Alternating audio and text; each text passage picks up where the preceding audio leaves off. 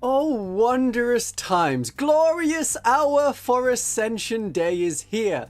The Tyranids have come to join us and liberate the faithful from the tyranny of the Imperium into some sort of glorious democratic commune where we all come together. We are all one. So how can we represent this as an army on the tabletop? The Genestealer Cult comes from the Tyranids through Genestealers. In the very oldest editions, Genestealers were their own separate thing.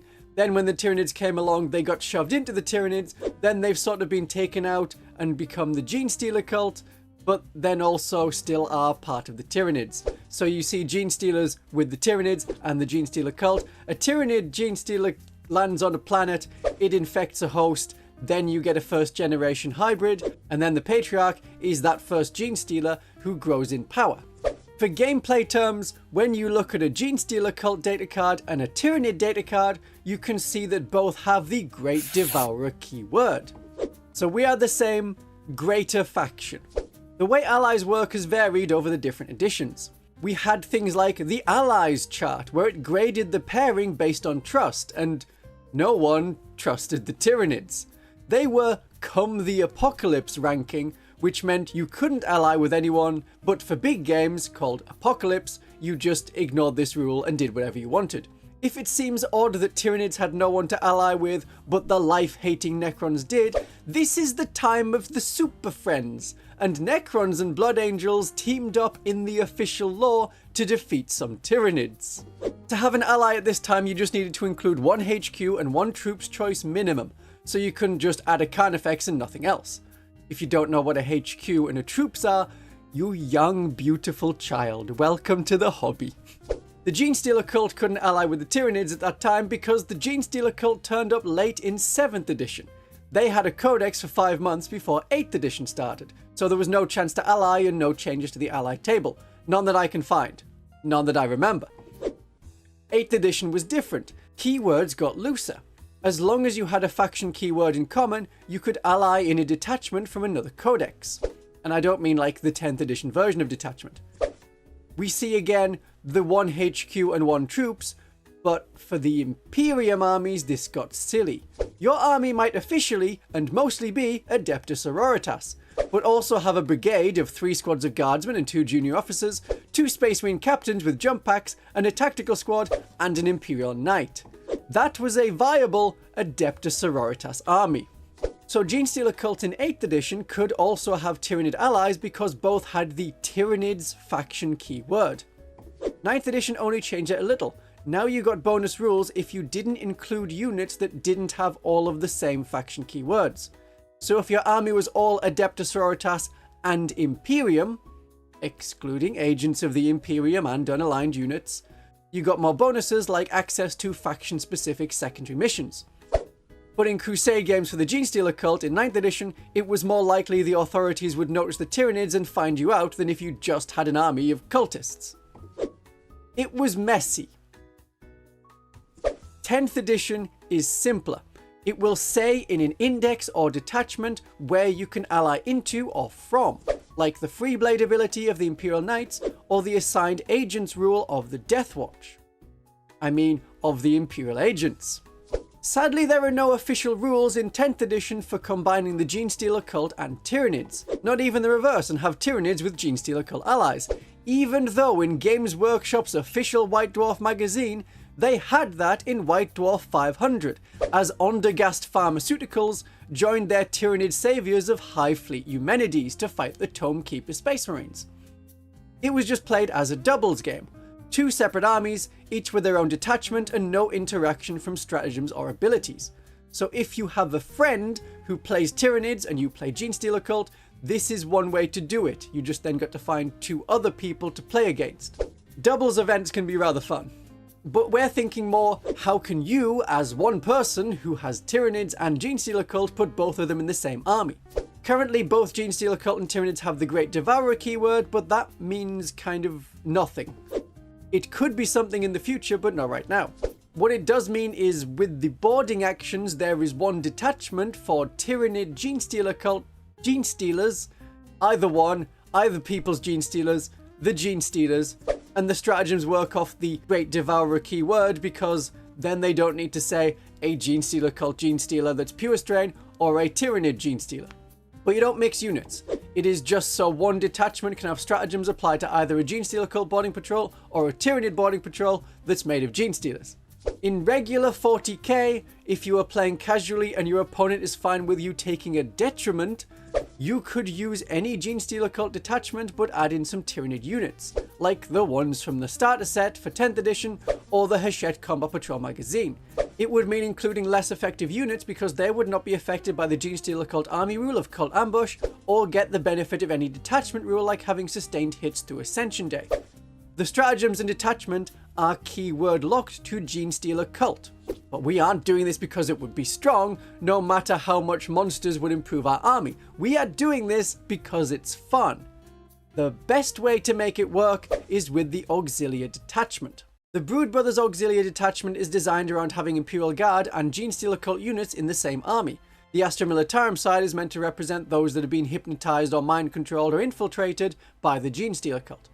We're just swapping them for Tyranids, but it takes some steps. We still want to have the same percentage. I would say set it to 50% of the army rather than these specific points. Because if you play 1500 points, then you could have 1000 points of Tyranids. That doesn't seem like it was intended. Though I know most people stick to 1000 points or 2000 points, you can play any points level. These are merely guidelines. There are some rules changes and some rules get missed out. There will be no Shadow in the Warp. That is in the detachment restriction rule already that you don't get their Astra Militarum like army ability. And it says in the Shadow of the Warp rule, if your army is Tyranids. We are not Tyranids. This isn't like in previous editions where Genestealer Cult also had the Tyranids keyword. We don't have that. We are Genestealer Cult. Our army is Genestealer Cult. Even if it's full entirely of Imperial troops, it's Genestealer Cult. And if you want to have the Shadow in the Warp, the Patriarch has something similar, like their own mini Shadow in the Warp. That's what that ability is meant to be like. There is also no synapse. That rule says, if your army is Tyranids, and we are not. So there will be no synapse rule, which means it's not as effective to take synapse creatures because they won't be doing the synapse thing. Tyranid warriors, hive tyrants, they're losing one of their key abilities. There are also some other units that I don't think we should include, like Tyranid Genestealers. I know it would be nice to have some Genestealers scouting and some infiltrating, but it can quickly get confusing, even if the scouting ones are using the Necromunda version of the model. It'd be like, are those Genestealers this kind of Genestealer or the other kind of Genestealer? Are they affected by stratagems or not? I would also say no Broodlord, because that is basically a Patriarch before Patriarchs were brought back into the game. When the Broodlord was introduced to the Tyranids, there wasn't a Genestealer Cult. They had been disappeared from the game and only brought back later. We should also follow the Brood Brothers restriction and have no epic hero characters, so no Parasite of Mortrex, no Swarmlord, but a regular Hive Tyrant would be fine. And also the restriction of no aircraft, so no Harpy, Hive Crone or Harridan, because they all have the aircraft keyword. The detachment rule would just change its keywords. It's still going to be about shooting. This can represent the Tyranid Masters guiding the way for the Genestealer Cult. So each time a Tyranid unit from your army is selected to shoot, you can select one enemy unit within 18 inches and visible to that unit. The models in that Tyranid unit can only target that enemy, and it is then caught in overlapping fire. Each time a Genestealer Cult model from your army targets that enemy unit with a range attack, you add 1 to hit. And we should also keep the other restriction that Tyranids cannot be the Warlord. This means that the Patriarch is still the Warlord if you include a Patriarch in your army. There will be a little bit of change to the enhancements. Martial Espionage represents being psychically in tune with the Tyranids. Perhaps a Tyranid mind parasite is attached to them to make them sort of synapse.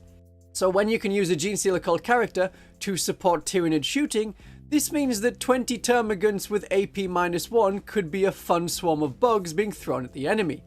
Adaptive Reprisal is very thematic. It suits our units throwing themselves into the fight to protect the Star Gods from the oppressors. And the Hero Return and Firepoint Commander, they can remain the same. We've got to have some changes to the stratagems. So we are no longer in the Shadow of Iron, we are in the Shadow of Gods. This will let you hide a cult ambush marker behind a monster rather than a vehicle. Because of the current cult ambush rules, which had a change recently, we don't really care if the markers get removed, because our units can still deep strike back onto the table, but it could be useful to rapid ingress onto. Remember that adaptive reprisals lets you target other Genestealer Cult units within 9 inches. So the enemy pops a cult ambush marker, you put it back behind a monster, the enemy ends their movement phase, you deploy a unit from that cult ambush marker, and now you have a unit ready for heroic intervention, as they're ordered by another character, to intervene to protect the big gun beasts from enemy combat. The acceptable losses stratagem suits the narrative we're telling. I still don't think it should be 2 command points, but let's make as few alterations as possible to make the detachment just work. In its basic form, it should work. So you can shoot into a unit that's in combat with a Genestealer Cult unit with one of your Tyranid units. We're just swapping the Astra Militarum keyword for the Tyranids. It makes sense from their point of view. They're not bothered. They'll cover us in bugs or acid or whatever, because they're just going to devour us anyway. Or so the doubters will tell you. Symbiotic Destruction likewise has a keyword swap. Switch out Astra Militarum for Tyranids. This is useful to give a carnifex reroll 1s to wound to avoid any fluffed shots. But regimental reinforcements as a stratagem may require more work.